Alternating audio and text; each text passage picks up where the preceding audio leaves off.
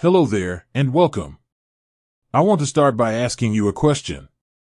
It's not about your age or what you had for breakfast. It's about time. When you think about the years ahead, what do you see? Do you see a number on a calendar, a vague sense of time passing? Or do you see moments? Laughing with a grandchild, taking a trip you've always dreamed of, tending your garden, enjoying a morning walk without a single ache.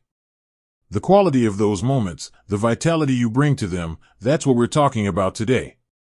So often, we hear about living longer, and it can sound like just adding more years to the end of a line. But what if we flipped that idea on its head? What if the goal wasn't just a longer line, but a richer, fuller, more vibrant line? The beautiful, science-backed truth is that the very habits that make you feel more energetic, sharp, and joyful today are the exact same ones that add not just years to your life, but life to your years. And I'm talking about a decade or more of good, healthy, independent living. That's why I'm so excited to share this with you. In our time together, we're going to walk through 5 powerful, research-supported habits. These aren't extreme diets or punishing exercise routines.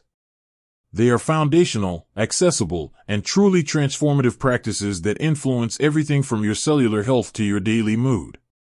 We'll explore the why behind them, so you understand the incredible impact they have, and we'll talk about the how and simple, actionable steps you can start today. No guilt, no pressure, just possibility. Let's begin with what might be the most surprising habit on the list, and arguably the most important. It's not about what you eat or how you move, it's about who you connect with. The first science-backed habit for adding 10 healthy years is this: nurture your social circle. Now, you might think, I have my family, I see my neighbor, that's enough. But the science of longevity is shouting something extraordinary at us. Profound loneliness can be as damaging to our long-term health as smoking 15 cigarettes a day. Let that sink in. Isolation isn't just a feeling of sadness, it creates a chronic stress response in our bodies, elevated inflammation, higher blood pressure, a weakened immune system. On the flip side, strong social connections act as a buffer.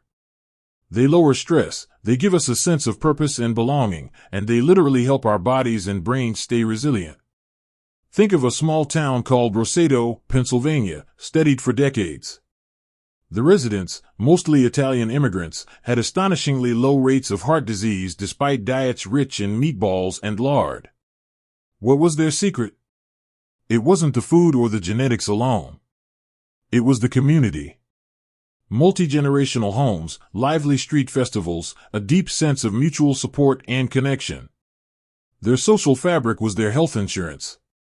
So, what does this look like practically? It means being intentional. It could be a weekly phone call with a friend where you really listen and share. It could be joining a club, a book club, a gardening group, a choir. For many, it's embracing technology to stay close. A simple video call with a faraway grandchild can light up your entire nervous system with joy. The key is regular, meaningful interaction. It's about giving and receiving. If your circle has gotten smaller, that's okay. Start by reaching out to one person. Invite them for tea, or simply for a walk. That connection isn't just pleasant, it's a powerful, longevity-boosting medicine you administer to yourself. Which leads us beautifully into our second habit: find your sense of purpose. This is the engine that gets you out of bed in the morning with anticipation, not just obligation. And research is clear: having a strong sense of purpose is linked to a significantly lower risk of heart disease, stroke, dementia, and even early death. It's not about your old job title or the roles you used to fill. It's about answering the question, what makes me feel useful? What brings me joy and allows me to contribute? Your purpose at this stage can be grand or beautifully simple. It might be volunteering at the local library, passing on a skill like woodworking or knitting to a younger person, or being the historian for your family, collecting stories and photos. It could be caring for a pet, which gives you a loving routine. It might be tending a community garden plot, creating beauty and nourishment for others. It's anything that connects you to something larger than yourself and uses your unique gifts. I remember talking to a woman named Eleanor, who told me she felt adrift after retiring. She started baking bread once a week and delivering a loaf to an older neighbor who lived alone. That simple act, the kneading of the dough, the sharing of the warm loaf, became her anchor. It gave her week a rhythm and her heart a reason to soar. She wasn't just baking bread, she was baking connection, and that became her purpose. Your version of this is waiting for you. Think about what you love, what you're good at, and how it might touch another life. That sense of why is a direct tap into your vitality. Now, these first two habits, connection and purpose, are about the foundation. They're about the why we live.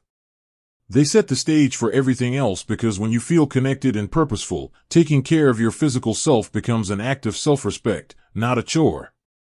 And that's where we're going to turn our attention next, to the very tangible, powerful habits that build a body capable of enjoying those 10 extra vibrant years. We're going to talk about moving in a way that protects and empowers you, and about nourishing yourself with the most potent longevity drug on the planet, real food.